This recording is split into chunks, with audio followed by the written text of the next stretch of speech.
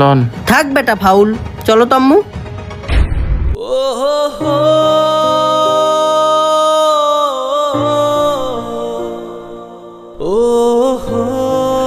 টাকা?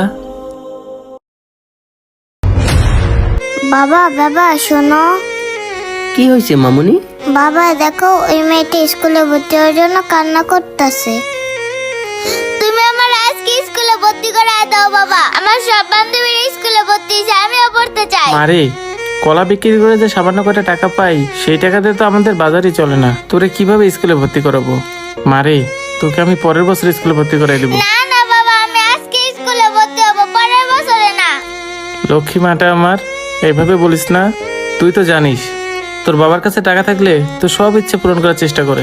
ঠিক আছে বাবা, তুমি কিন্তু আমার পরের বছর স্কুলে ভর্তি করাইবা।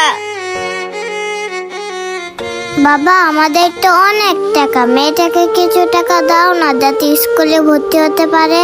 আচ্ছা ঠিক আছে মামুনি, চলো। মারে দেখ কতগুলো টাকা, এখন আমি তোকে স্কুলে ভর্তি করাতে পারবো। সত্যি বলতেছো বাবা, তুমি আমার স্কুলে ভর্তি করাই দিবা? হ্যাঁ রে মা, সত্যি বলতেছি, আমি তোকে স্কুলে ভর্তি করাই দেবো। ইয়ে ইয়ে ইয়ে, আমি এখন স্কুলে ভর্তি হব। থ্যাংক ইউ বাবা। আমার দান করার কৌশলটা আপনাদের কাছে কেমন লাগলো? যদি ভালো লেগে থাকে অবশ্যই ভিডিওটি শেয়ার করে সবাইকে দেখা